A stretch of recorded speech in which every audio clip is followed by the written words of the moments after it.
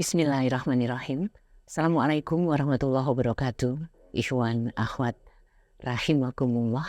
Alhamdulillah wa syukurillah kita dipertemukan di acara psikologi keluarga pada hari ini yang mudah-mudahan persuasi dan menjadikan kita sosok yang lebih mumpuni di dalam menjalankan tugas-tugas kita sebagai keluarga di rumah, ayah, ibu, atau siapapun juga.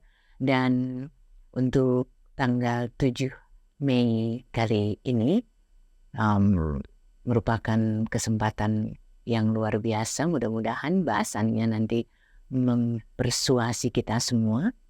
Mas Krista sayang sekali nggak bisa hadir. Mudah-mudahan minggu depan beliau bisa datang. Assalamualaikum warahmatullahi wabarakatuh. Ustaz Hussein, Ustaz Abu Bakar. Seperti biasanya di acara psikologi keluarga akan kita awali dengan bersama-sama membaca Ummul Kitab.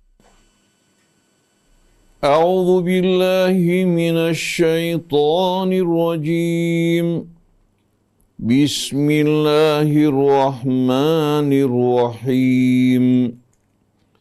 Alhamdulillahi rabbil alamin. Ar-Rahmanir Rahim. Maliki yaumiddin. Iyyaka na'budu wa iyyaka nasta'in. Ihdinas siratal mustaqim. Siratal ladzina an'amta 'alaihim. Ghairil maghdubi 'alaihim waladdallin.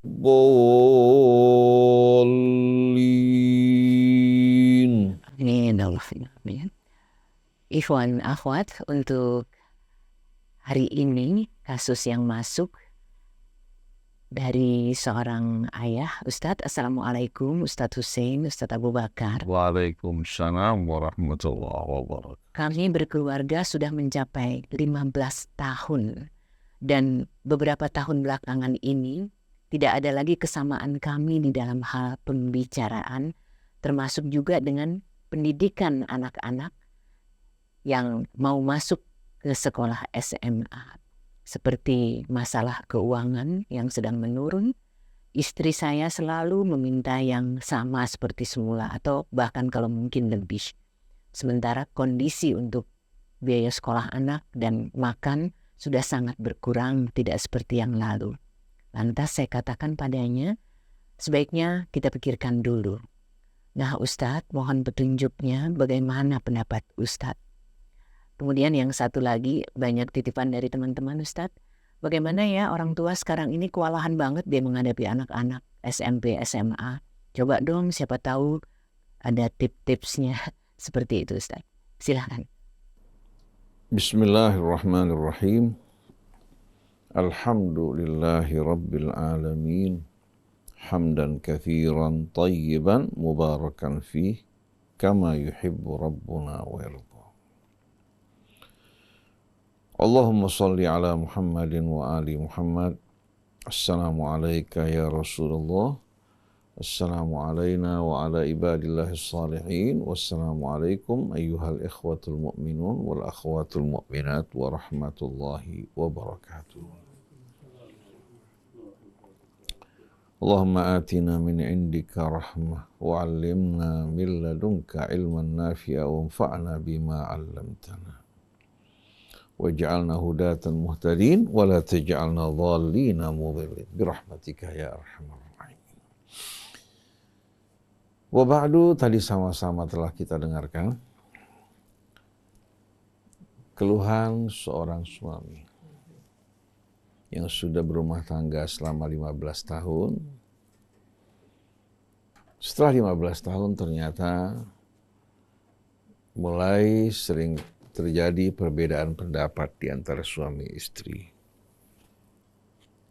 Baik dalam pendidikan anak, dalam kehidupan ekonomi, apalagi pada saat-saat ekonomi suami dalam keadaan menurun, istri ternyata tidak siap untuk menerima. minta untuk tetap diberikan sebagaimana biasa, malah kalau bisa lebih daripada biasa. Kalau kita perhatikan bersama-sama di sini, sebetulnya saya melihat bukan hanya masalah ekonomi, bukan hanya masalah pendidikan anak. Tapi kalau kita perhatikan di sini ya, ada hal yang menyebabkan istri ya, mengajukan tuntutan-tuntutan yang bermacam-macam. Karena biasanya kalau seorang wanita betul-betul dalam keadaan mencintai suaminya, biasanya dia siap untuk menerima apapun. Tapi munculnya keluhan-keluhan, kita harus melihat sebab yang sebenarnya dari masalah ini. Kenapa kira-kira istri ya, mulai mengajukan tuntutan yang berlebihan, tidak bisa memaklumi keadaan suami? Seharusnya malah istri memberikan dukungan, memberikan hiburan agar bersabar bagi suami. Tapi kenapa justru yang terjadi? Ya, setelah perjalanan selama 15 tahun, malah istri tidak bisa menerima. Bahkan menuntut dari suaminya untuk betul-betul memberikan di luar kemampuan suami. Padahal ada biaya pendidikan anak yang harus ditanggung, begitu juga makan mereka. Oleh karena itu, persoalannya sebetulnya kembali kepada persoalan hati. Hati bapak, hati ibu dalam keadaan renggang. Pada saat renggang, mau tidak mau, setan akan masuk di antara keduanya. Tapi bila hatinya menyatu, maka mereka akan bersama-sama menyelesaikan dan mencari solusi bagi problema mereka dan sabar dalam menghadapi cobaan. Karena siapa sih manusia yang tidak menghadapi cobaan? Dan kalau bicara mengenai kesulitan ekonomi, hampir pada saat ini, sebagian besar penduduk Indonesia ini mengalami kesulitan ekonomi, bahkan bisa lebih daripada apa yang dialami oleh bapak dan ibu. Tapi kok mereka bisa bertahan? Mereka bisa bersabar, bahkan istri memberikan dukungan buat suaminya, menghiburnya, sabar mas, insya Allah sebentar lagi Allah berikan jalan keluar. Kenapa justru istri bapak tidak sabar? Kalau kita berhadapan dengan urusan hati, hati di luar kekuasaan manusia. Oleh karena itu caranya yang terbaik, bapak dan ibu kembali pada Allah. Ajak istri untuk kembali kepada Allah. Coba dirikan sholat dengan penuh kekhusyuan. Resapi betul-betul pada saat kita membaca Al-Fatihah, pada saat kita ruku dan sujud.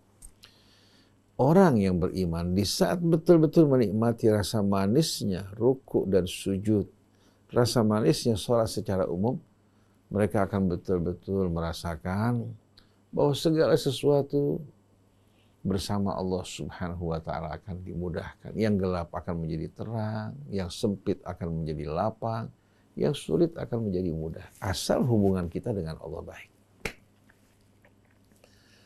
Tapi begitu hubungan kita dengan Allah memburuk, jauh dari kekhusyuan, perhatian kita hanya kepada dunia, maka Allah akan biarkan akhirnya kita berhadapan dengan dunia tanpa dukungan dan bantuan dari Allah. Oleh karena itu perlu kita fahami bahwa sholat kita, ibadah kita, begitu pula Quran yang kita baca, manfaatnya bukan untuk kembali kepada kita. Semua itu merupakan nur dan bara bantuan dari Allah. Bila kita lakukan, bantuan dari Allah akan datang. Bila kita lupakan Allah Subhanahu wa Ta'ala, kita akan berhadapan dengan cobaan hidup ini sendiri. Jadi Allah ingatkan, fadhkuruni adzkurkum. Hendaklah kalian selalu mengingat aku akan selalu mengingatkan. Washkuruli wala takfurun, bersyukurlah padaku, bukan karena Allah butuh syukurnya kita, tapi ini ujian bagi kita. Dan jangan kalian ingkar. Di saat kalian bersyukur, Allah tambahkan nikmatnya. Di saat kita ingkar, tidak puas, berkeluh kesah, akhirnya kehidupan kita bertambah sulit. Sama dengan orang berhadapan dengan suasana gelap dan mendung, tahu-tahu dia tutup jendela, tutup pintu, dia matikan lampu. Jadi sebetulnya orang yang beriman selalu jiwanya penuh harapan kepada Allah. Mereka bersama Allah tidak akan mengalami ketakutan dan kesedihan. Di saat dicoba dengan kenikmatan, mereka bersyukur, berbagi. Di saat dicoba dengan kesempitan, mereka bersabar menerima. Allah berikan contoh-contoh dalam Al-Quran kisah Nabi Allah Ayub yang mengalami cobaan yang berat. Bagaimana dia ditinggalkan oleh anaknya satu persatu. Begitu pula hartanya juga pergi meninggalkan dirinya. Sampai tubuhnya yang sehat pun mengalami penyakit. Tapi ya Ayub tidak pernah berkeluh kesah, akhirnya Allah kembalikan anaknya, hartanya bahkan lebih daripada sebelumnya. Jadi di sini ibu betul-betul harus memahami bahwasannya dalam hidup ini tidak selamanya seorang berhadapan dengan kemudahan. Tidak sedikit dia mengalami cobaan-cobaan yang semua sebetulnya merupakan pendidikan dan rahmat dari Allah. Nikmat membuat kita bersyukur, cobaan membuat kita bersabar dan merapat ke sisi Allah, serta kita mengoreksi diri kita. Ada kesalahan apa yang kita lakukan hingga kita mengalami kesulitan. Pasangan suami istri yang lupa kepada Allah, walaupun tadinya mereka tenang, tapi di saat istri tidak perhatian, melakukan sholat dengan baik, suami juga begitu, Allah kasih muncul persoalan yang bermacam-macam yang membuat sering kali mereka bertengkar, berselisih, ribut, semua disebabkan karena hati kita tidak terisi dengan Allah dan rahmatnya.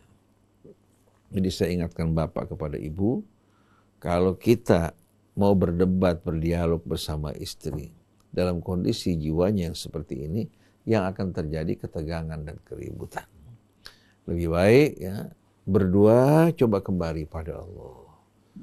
Laksanakan sholat dengan baik, alihkan perhatian kita kepada Allah dan rahmatnya dengan penuh harap. Kemudian kita bertobat dari kesalahan kita. Insya Allah hati yang tadinya merenggang, persoalan yang muncul di hadapan kita bagaikan mendung, tidak lama kemudian hujan turun. Sering soalnya saya berhadapan dengan kasus semacam ini. Orang datang mengeluhkan persoalan mereka yang bermacam-macam dari cobaan ke cobaan. Waktu saya tanya, bagaimana kira-kira sholat kamu? Bagaimana kira-kira kedekatan kamu dengan Allah? Mereka akui, sholat saya masih belentang-belentang Ustaz. Istrinya juga lebih banyak sibuk bersama teman-temannya, di arisan. Kurang betul-betul mengingat dan mendekatkan diri pada Allah. Saya bilang, kamu dalam hal ini sebetulnya kamu telah menyakiti diri kamu sendiri. Menjerumuskan diri kamu ke dalam spekulasi semacam ini akibat dari ulah perbuatan kamu. Allah tidak pernah berbuat zalim pada hambanya. Coba kalian berdua kembali kepada Allah. Merendah, bertaubat, memperbaiki diri. Banyak-banyak kita merenungkan ayat Allah. Insya Allah hati kamu yang tadinya dalam keadaan betul-betul gundah gulana, begitu juga istri kamu yang sering terjadi pertengkaran, otomatis dia akan reda dan kamu akan memandang istri kamu dengan pandangan yang penuh kecintaan. Istri pun melihat kamu dengan pandangan yang begitu hangat dan mesra. Ini kembali kepada urusan hati. Oleh karena itu Allah berfirman dalam surat Al-Anfal, Ya ayyuhalladzina amanu stajibu lillahi war rasul idza da'akum lima yuhyikum wa'lamu annallaha yahulu bainal mar'i wa qalbihi. Allah Subhanahu wa taala menyeru, wahai orang yang beriman, hendaklah kalian bersungguh-sungguh untuk menyambut seruan Allah, bukan untuk kepentingan Allah. Dikala Allah mengajak kalian kepada apa-apa yang akan membawa kehidupan yang mulia, damai, penuh kehangatan, kebahagiaan, dan kemuliaan. Jadi sambutlah dengan sungguh-sungguh seruan Allah dikala mengajak kalian menuju kehidupan yang amat indah. Bukan lagi kehidupan yang labil, kehidupan yang gelap, yang semu, yang meresahkan, tapi kehidupan dalam arti yang sebenarnya. Jiwa damai, tentram, penuh rasa percaya diri, keyakinan, kemudian juga sibuk mengerjakan amalan-amalan soleh, dijauhkan dari wasawis syaitan. Lalu Allah ingatkan, wa'lamu annallaha yahulu bainal mar'i wa qalbi. Dan ketahuilah sesungguhnya Allah kuasa untuk merintangi antara seseorang dari keinginan hatinya. Banyak keinginan yang kita inginkan tidak terlaksana, malah yang terjadi yang mengecewakan kita. Tapi kalau orang bersama Allah, Allah Subhanahu wa ta'ala bukan hanya menyampaikan dia pada apa yang diinginkan, bahkan lebih daripada itu. Kalau keinginannya hal-hal yang bakal merugikan, Allah jauhkan, gantikan dengan yang lebih baik. Dalam menghadapi mara bahaya, dia tidak perlu bingung. Allah Subhanahu wa ta'ala akan kirimkan malaikatnya untuk menghadapi semua itu, melindungi hamba-hambanya yang menjadikan Allah sebagai walinya. Mungkin sebagian orang mengatakan ini jawaban yang terlalu jauh, yang muluk. Ustaz, tidak. Setiap orang, apapun latar belakangnya, apapun status sosialnya, jika dia menjadikan Allah sebagai walinya, Allah akan menjadi wali dan pelindungnya. Sampaikan pada istri Bapak, kondisi semacam ini, cobaan yang harus kita terima dengan sabar dan mohon dari Allah rahmat dan hidayahnya. Ajak istri untuk mendekatkan diri kepada Allah. Jangan berdebat, jangan bertengkar. Ajak istri untuk kembali pada Allah. Ketahuilah hati kita di tangan Allah. Allah kuasa untuk merintangi kita dari apa-apa yang diinginkan hati kita. Seperti pepatah Arab, laisa kullu ma yatamannal mar'u yudrikuhu wa qad ta'tir rih bima la tashtahis sufun. Enggak semua yang diangan-angankan, didambakan oleh setiap orang itu bisa dicapai. Terkadang angin bertiup berlawanan dengan arah perahu. Tapi kalau kita bersama Allah, Allah akan kerahkan makhluk-makhluknya, bala tentaranya di langit dan di bumi untuk mengawal kita, mendukung kita. Kita bersatu dengan alam. Alam yang taat pada Tuhan, yang selalu bertasbih memuji Allah. Di saat kita menyatu dengan alam, maka alam akan melayani kita. Tapi harus betul-betul ya, kita kembali kepada Tuhan. Dan Tuhan semesta alam, serta Tuhan kita semuanya. Jadi kalau Bapak dan Ibu menghadapi persoalan ini jauh dari Allah, Bapak akan terus mengalami kesulitan demi kesulitan. Bahkan dikhawatirkan rumah tangga Bapak juga akan pecah. Karena syaitan betul-betul tidak akan berhenti menggoda, memisahkan di antara suami dan istrinya. Akhirnya berdampak yang lebih luas lagi pada anak, pada kehidupannya di masa akan datang. Tapi kalau bersama Allah, kedua-duanya bertaubat, kembali pada Allah, hadiri acara-acara yang selalu mengingatkan Allah, berkumpul dengan orang-orang yang selalu ingat Allah, insya Allah persoalan ekonomi, persoalan ini akan menjadi persoalan yang tidak ada artinya. Bagaikan haba itu debu-debu halus yang kita saksikan pada saat matahari menyorot di pagi hari. Subhanallah, kita saksikan benda-benda halus yang berterbangan. Begitu juga kesulitan tersebut. Di saat kita bersama Allah, dengan mudah Allah Subhanahu wa ta'ala singkirkan. Wa kafa bi rabbika wakila. Tuhanmu yang akan menyelesaikan urusan kamu. Jadi hendaknya Bapak Ibu di sini ya, tidak melihat gejolak-gejolak riak-riak yang terlihat seperti masalah ekonomi, masalah ini, masalah itu. Kembali kepada pokok masalahnya.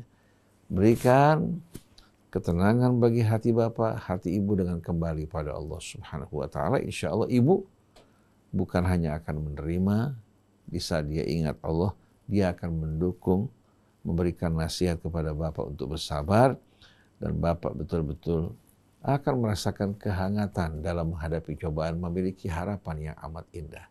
Didukung oleh istri yang merupakan belahan jiwa kita, yang sama-sama berjalan menuju Allah.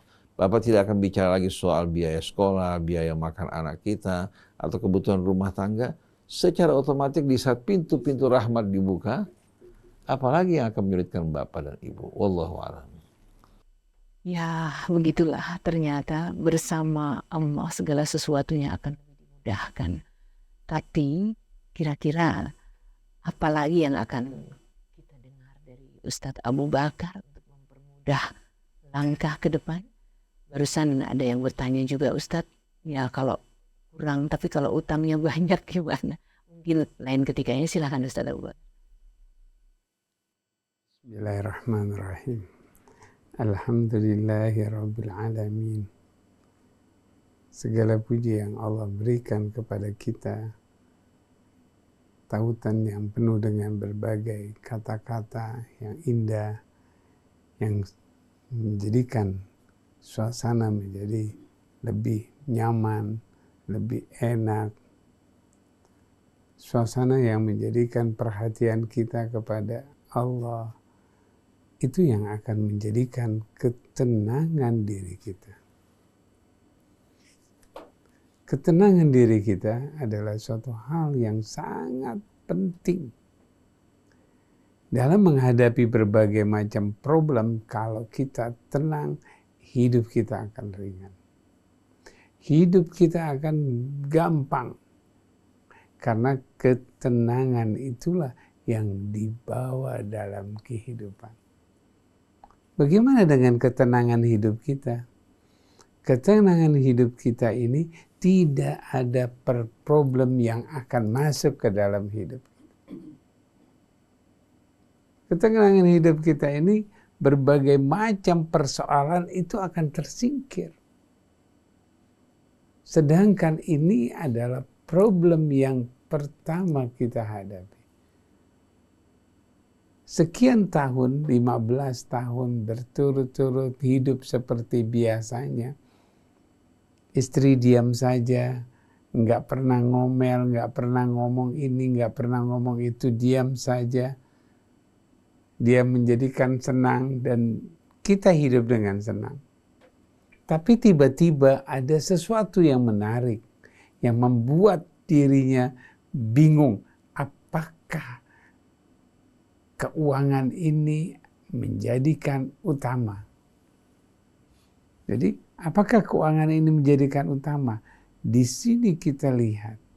Kemudian dia datang kepada suaminya dan mengatakan, mana uangnya? Mana? Kemana lagi?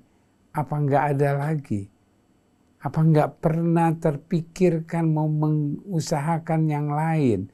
Enggak ada usaha yang lain?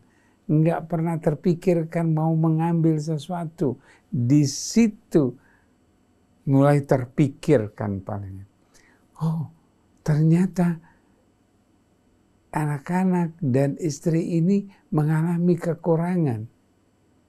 Dia mulai terbingung, dia mulai terperangat dengan kondisi seperti ini. Istri yang seperti itu karena apa?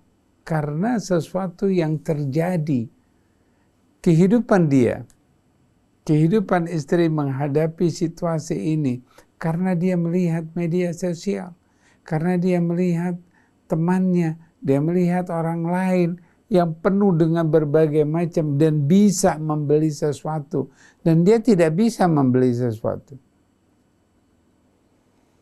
Godaan itu yang membuat dirinya gregetan. Kenapa kok saya tidak bisa beli? Akhirnya yang terjadi adalah bagaimana dia bisa meminta kepada suaminya untuk mencari lagi. Anak-anak, untuk sekolah anak-anak belum terselesaikan, belum terlihat, tapi sudah terpikirkan bagaimana untuk makannya, bagaimana untuk yang kosmetiknya, bagaimana untuk bajunya, dan berbagai macam persoalan dia ungkit. Dia ambil satu peristiwa yang terjadi. Suami bingung menghadapi itu. Suami nggak bisa mengatakan apa-apa karena dia bukan seorang laki-laki. Kalau dia seorang laki-laki, dia akan tegas mengatakan, ini uangku, ini yang ada. Kalau dia menjadi seorang laki-laki, dia akan tegaskan mengatakan, ini yang ada. Dia mengatakan itu karena dia jelas yang ada seperti ini. Maka mau nggak mau sang suami mengatakan, oke, terima kasih. Karena dia bingung menghadapi permintaan itu, akhirnya dia kalut, dia bingung. Dia mau melakukan sesuatu yang lebih, yang berbahaya. Dia tidak mau. Dia bingung. Dia mau melakukan sesuatu yang aneh-aneh, dia tidak mau, dia bingung. Akhirnya dari kebingungan itu dia diam. Dia hanya mendengar permintaan. Sedangkan istri tidak dipastikan, tidak ditentukan. Dia akan terus menuntut. Oleh karena itu, dia sebagai seorang suami tegaskan, ini yang aku dapat. Ini yang aku dapat. Dia mengatakan ini masih kurang dan sebagainya. Diam. Tidak berkata A, tidak berkata B, tidak berkata macam-macam. Diam. Yang ada ini dia. Ini yang ada. Pertama kita harus mengatakan ini yang ada. Tegas menjadi seorang laki-laki. Di samping dekatnya pada Allah, kedekatannya kepada ibadahnya, baca Qur'annya, dan harus tegas kepada istri. Tidak diam, tidak bingung, tidak kalut, tidak. Ketika dia meminta uang, katakan ini yang sudah ada, ini yang ada. Dengan kita usaha dengan sebagaimana yang mestinya. Tidak lagi neko-neko, tidak lagi belok kanan, belok kiri. Tidak, tetap tegas. Seperti yang tadi diketerangkan oleh satu sin, itu akan membuka. Dengan kita tegas mengatakan ini 15 juta, ini 5 juta. Yang ada, ketika kita memberikan yang ada, dia akan terima. Tapi kalau bilangin, kita adanya cuma segini, kita adanya cuma segini. Berarti masih ada lagi dong. Ketika kita mengatakan, ini 5 juta dulu ya, dulu. Ntar dulu, nanti nambah lagi. Dia mengharapkan. Seorang wanita yang diberikan 5 juta dulu, dia akan mengharapkan. Tidak ada kata-kata itu dengan tegas mengatakan ini 5 juta, ini 7 juta. Berapa yang kita dapatkan, di situ kita berikan. Dengan kita memberikan itu mengakibatkan seorang istri yang tadinya mau meminta nggak jadi. Kita hanya menegaskan ini 7 juta. Sudah 7 juta dulu, nggak pakai dulu. Kalau kita pakai 7 juta duluan ya, nanti kalau ada lagi, kata kalau itu kemungkinan, dan dia akan berpikir, oh ya nanti kalau dia dapat, kalau misalnya ini, dia udah pesan duluan, dia pesan berbagai macam di media sosial. Yang datang yang bagaimana? Dia pinjam dulu. Dia pinjam pinjol, dia pinjam itu. Akibatnya penuh dengan berbagai macam persoalan. Tidak, ini 7 juta. Tegas. Dengan tegas kita memberikan seperti ini, terus kalau mendidik anak mau masuk sekolah ini, kita lihat, kita perhatikan. Mungkin nggak kita masukkan ke sekolah itu. Karena biaya dan sebagainya juga mempengaruhi. Kita akan ambil, oke, karena uangnya cukup sekian, ini buat uang masuk, dan ini buat bulanannya kita tetapkan. Masukkan, oh nggak masuk itu di situ nggak bagus, itu nggak baik, itu di sini saja, ini begitu nanti itu nggak bagus karena itu nggak ada Islamnya, itu nggak ada itunya. Kita diam, masuk di negeri, masuk di swasta ini, tetapkan, usahakan kita tetapkan, karena menjadi seorang suami harus tegas. Harus tegas dan konsisten. kita tidak akan menawar lagi. Kalau kita ngomong begitu, ngomong lagi, nanti lagi kalau misalnya nanti dapat uang nih sekarang lagi ada usaha seperti ini, nanti kalau dapat ini, tidak bisa. Yang sekarang ini yang kita dapatkan, yang ini yang kita dapat. Dan harus menerima. Oh enggak begitu, saya mau begini, saya mau pisah aja, saya mau pisah. Biarkan dia mau ngomong mau pisah, mau ganti, nanti dia mau dapatkan suami, mau dapatkan itu. Jangan bicara, jangan ikutin. Tegas kita kasih. Dengan ketegasan itu, dengan seorang suami yang tegas, seorang istri akan memperhatikan. Insya Allah. Dengan ketegasan kita, dengan konsisten kita dalam mengatakan, tidak lagi, oh ya bagaimana ya, kalau misalnya nanti, udah segini dulu deh, nanti kita coba mencari dulu di mana ya. Itu akan dikejar sama istri. Istri akan mengejar, mana yang tadi itu, yang katanya itu mana, oh itu bohong, dia nggak ada yang mencari. Maka tidak ada lagi bayangan-bayangan yang akan datang. Nanti akan datang. Ketika dapat, kita berikan. Kita nggak dapat, kita diam. Itu yang namanya tegas. Dan konsisten. Kalau bicara hanya pada poinnya saja. Ya kita bercerita, berkomunikasi, bercanda. Tapi ke dalam persoalan ini tegas. Insya Allah kalau suaminya tegas, maka dia akan diam. Dia akan tenang. Insya Allah. Jadi tegas.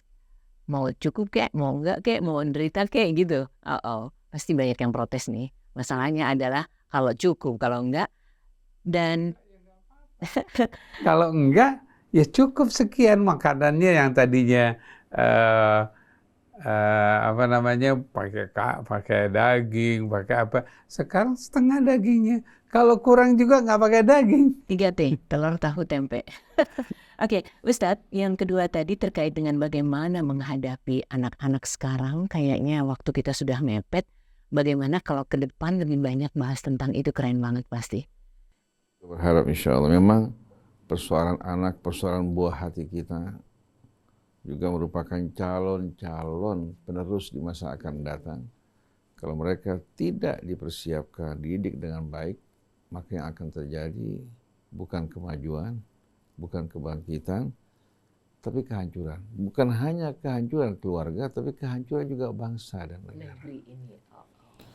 Kalau kita lihat Mbak Nuning ya, di Jepang, menurut apa yang saya dengar, selama 3 tahun anak-anak sebelum mempelajari pelajaran yang bermacam-macam, selama 3 tahun mereka dididik betul-betul untuk apa? Untuk menguasai etika yang baik. Di Indonesia, sebagai orang tua keberatan. Gampang lah itu sambil berjalan. Takut kalau sampai anaknya tertinggal, dia punya pendidikan. Dari mulai pra-TK bahkan disiapkan belajar kumon, belajar ini, belajar itu. Dijali berbagai macam pelajaran, tapi jiwanya, kepribadiannya tidak ditempa. Akhirnya begitu dia semakin pandai, bukan semakin baik, hasilnya malah mengecewakan. Apa gunanya kita punya anak betul-betul berlian dalam pendidikan, meraih gelar yang terbaik, belajar di luar negeri pun demikian.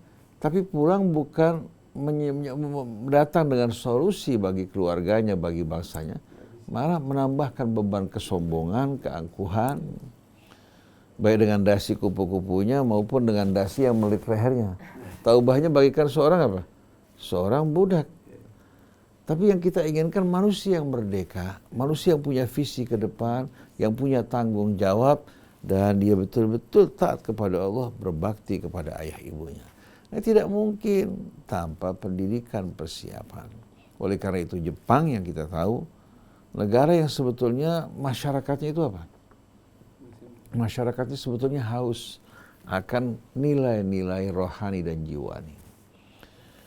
Mereka hidup tenggelam dalam materi.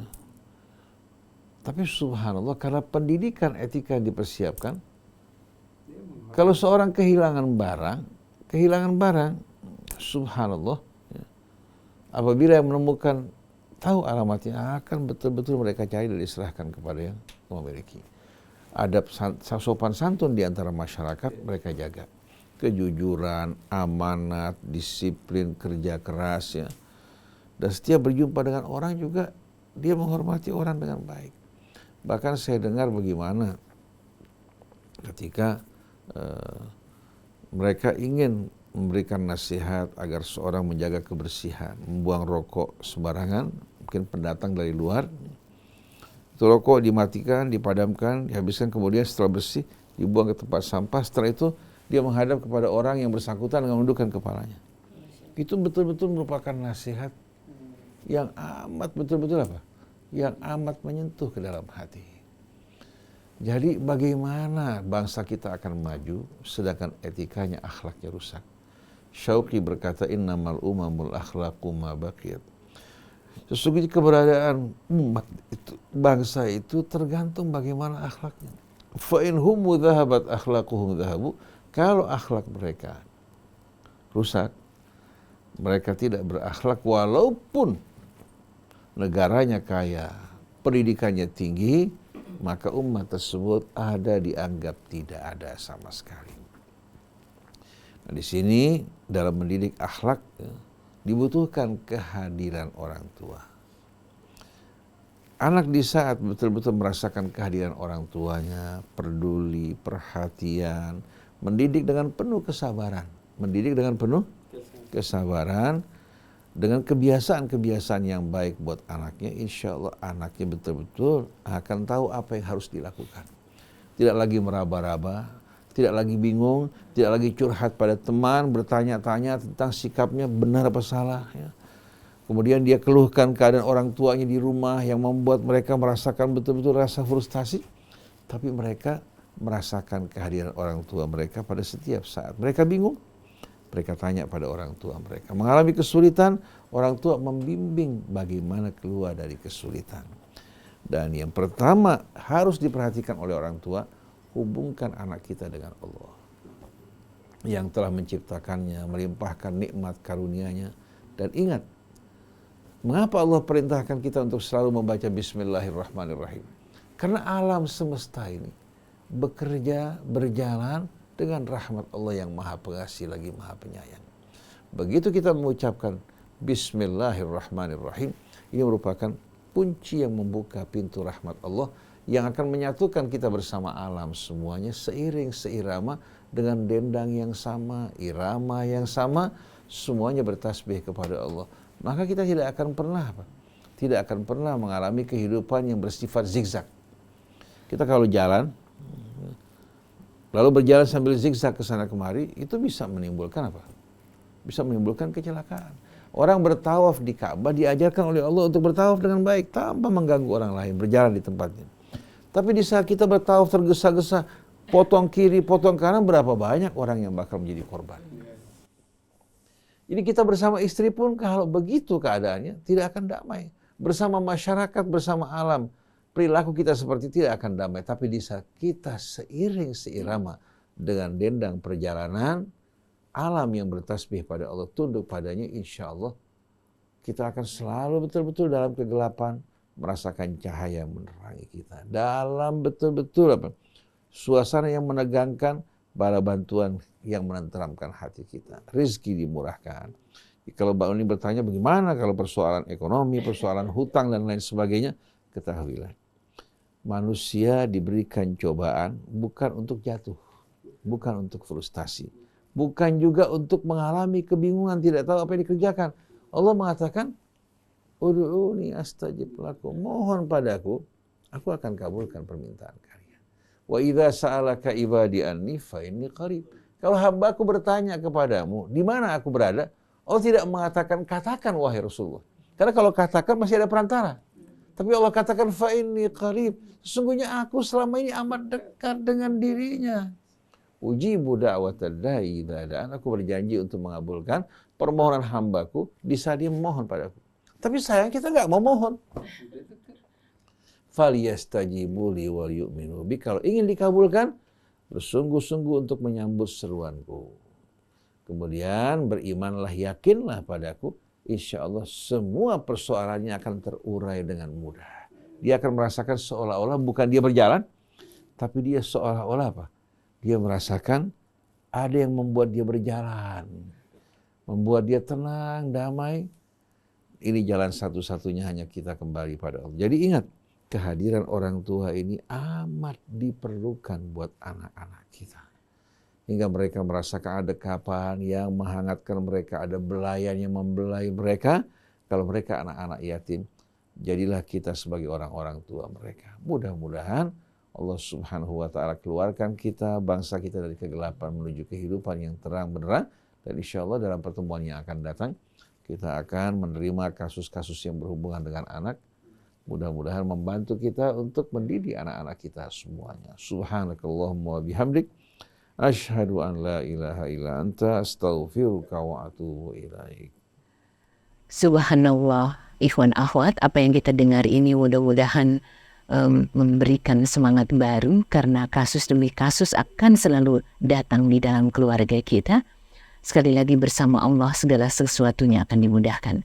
Dan oh ya, untuk yang mungkin baru saja bergabung, ada yang ingin ditanyakan terkait dengan putra-putri Anda, silakan ke 08 111 99 720. Sekali lagi 08 111 99 720. Ustadz Hussein Alatas dan Ustadz Abu Bakar Baradia siap untuk kita semua. Sekali lagi terima kasih Ustadz. Billahi taufiq wal hidayah. Wassalamualaikum warahmatullahi wabarakatuh. Waalaikumsalam warahmatullahi wabarakatuh.